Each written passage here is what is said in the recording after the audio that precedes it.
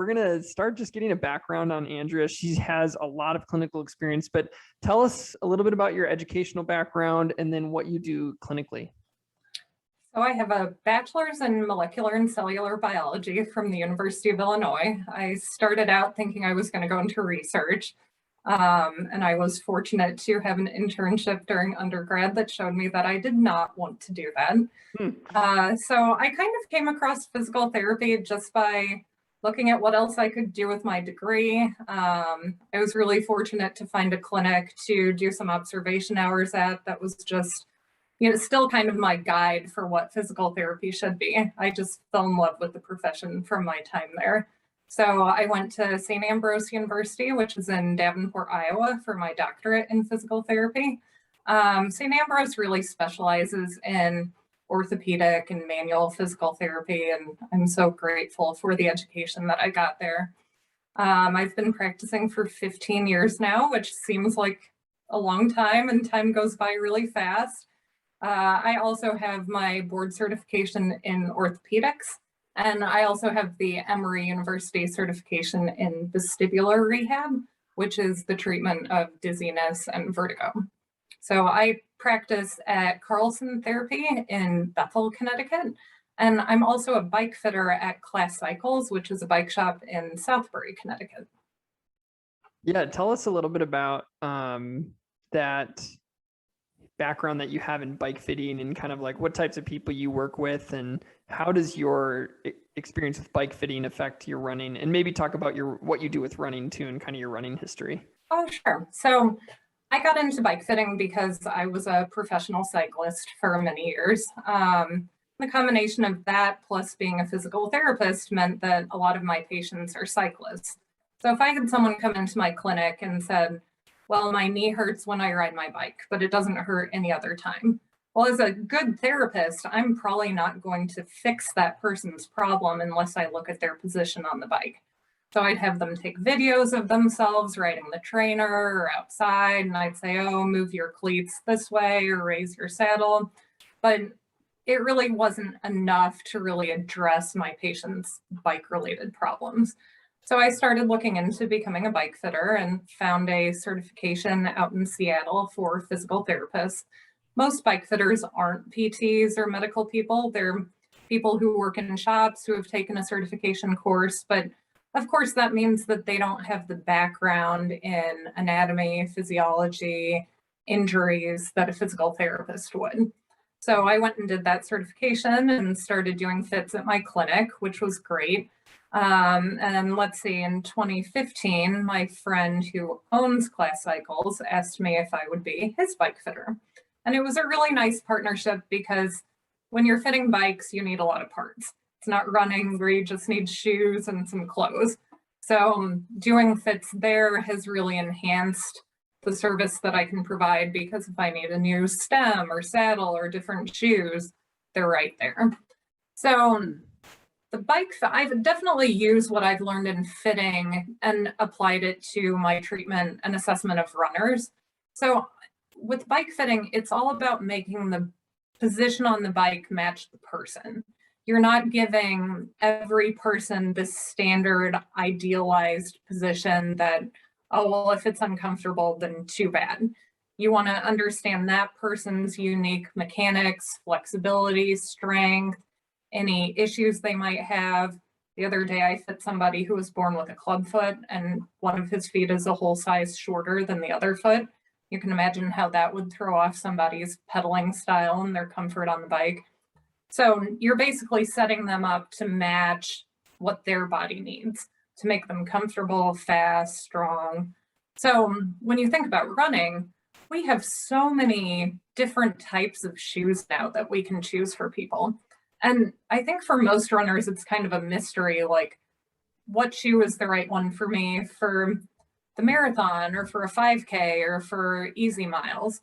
So I look at shoes in a similar way that I look at bike fitting. They're tools. And based on each individual runner's characteristics, you can choose the right tool for what they need at that given moment. And being part of Doctors of Running has certainly helped me hone those skills and that way of thinking to help my running patients find the right fit. Fabulous. No, it's super cool. I think that we've, as a team, learned stuff from the way that your history in professional cycling and also bike fitting like influences the way that you've seen the trajectory of footwear and stuff. And, you know, I feel like technological advances in cycling have been crazy, and you're seeing some of that in running too. But I feel like you have that window into what it looks like when technology changes and how that changes the sport. So what do you got, Definitely. Matt? I really want to pick your brain about how that fitting session went with somebody that has club foot. That must have been fascinating. Happy to talk about it later. Awesome. One of the big things that you touched on that and again, this whole website I think is really developed for Doctors Running, is talking about helping people understand that there is no, perfect optimized thing that everybody needs. I think that's obviously, I'm so happy that the cycling world knows that. The running world, I think we need to catch up on that. There's a lot of people trying to go, oh, what's the perfect shoe, instead of asking what's the best shoe for me. And so that's what we really want people to get out of this conversation and others, is going, we want to help you find something that works for you, because if you try to do that the other way around, you may or may not have some issues, right? You don't need to be uncomfortable. The more comfortable you are, the more likely you are to, first of all, run, and second of all, it'll probably feel better. So absolutely. I'll give you not to talk about bikes on this running podcast, but a lot of most triathletes think that if they're doing a triathlon, they should have a triathlon bike, meaning an aerodynamic bike where they're riding in this position. Well, riding a tri bike takes specific skills. Those bikes are harder to handle than a regular road bike. And you have to have the flexibility to be in that forward position. And the course that you're racing on has to be appropriate for that type of bike. So again, I recently had a client who was doing the Lake Placid Ironman, and Lake Placid is very hilly. There's a long descent that's a little bit technical. So if you're a person who isn't comfortable descending in the aero bars, which is very challenging and dangerous, then a tri bike might not be the right choice for that person on that course. So we talked about it, and like, she's done this course in the past. And I said, well, how much time did you actually spend in the aero bars? And she said, well, not a lot, because when you're climbing, you don't spend time in the aero bars. And she wasn't comfortable being in the aero bars descending.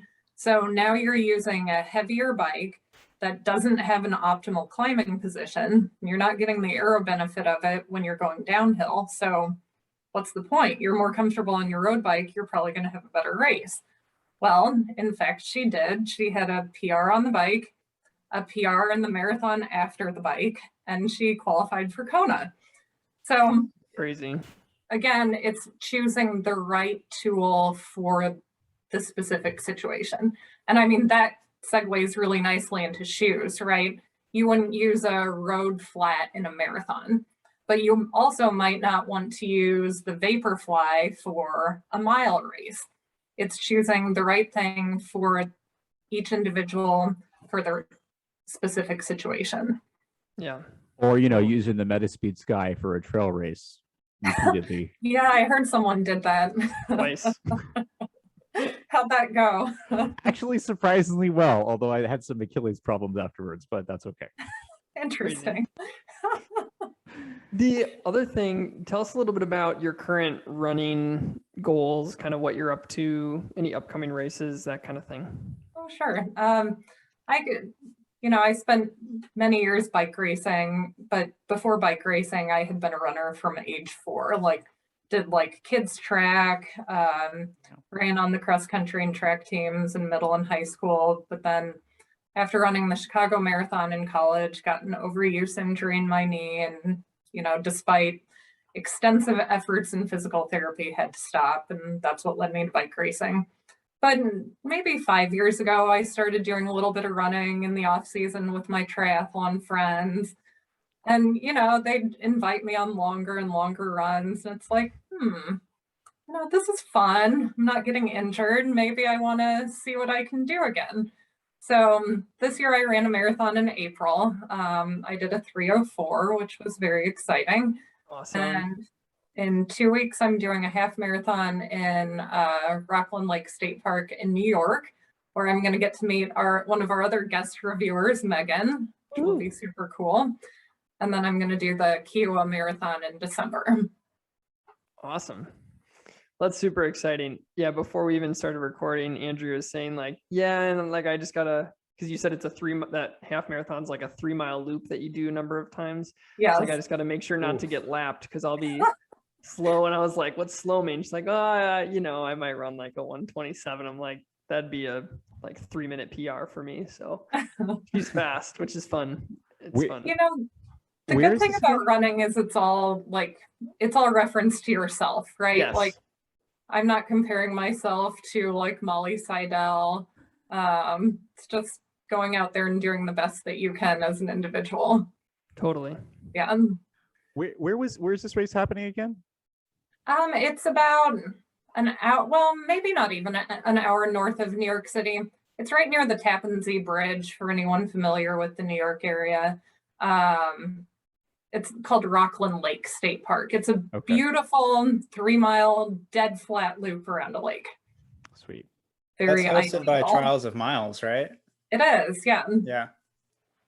It should be fun. It looks like they put on really good events. Yeah. That's awesome. All right.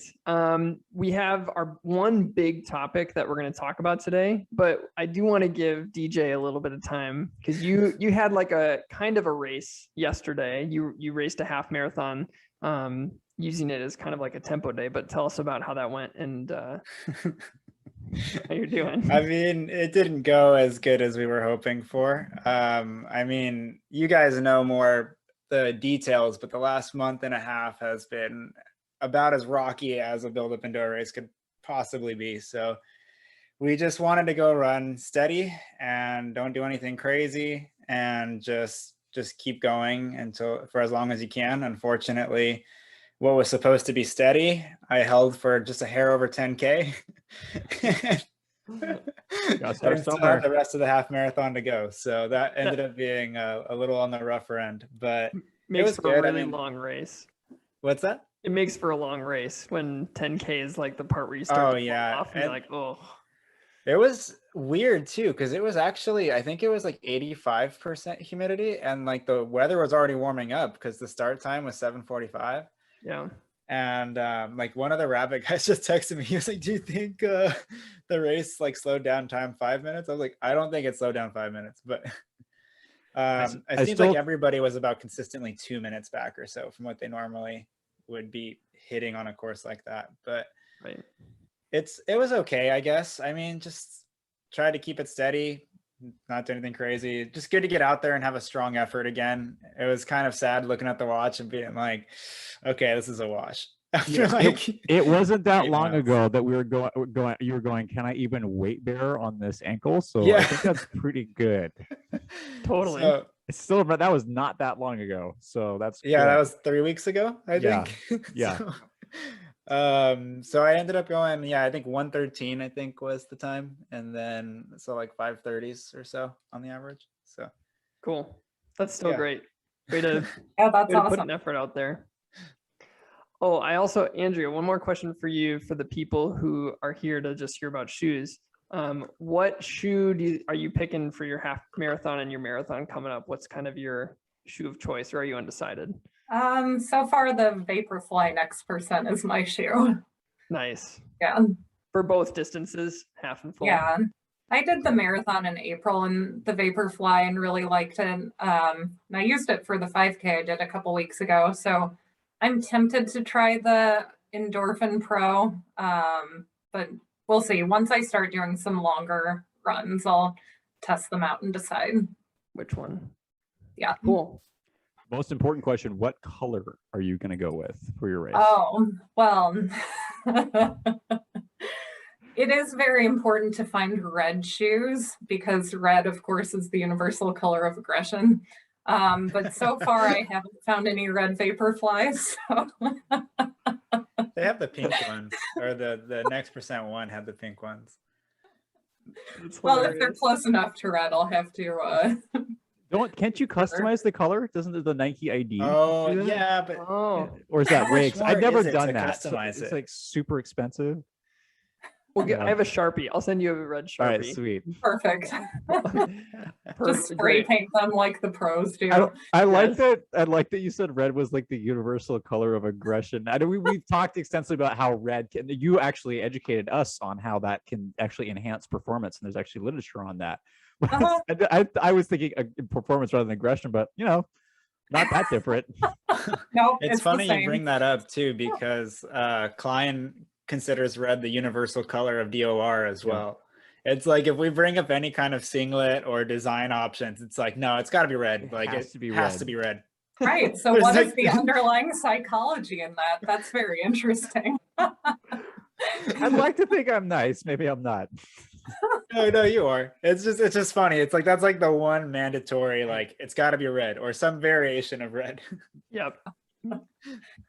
Awesome.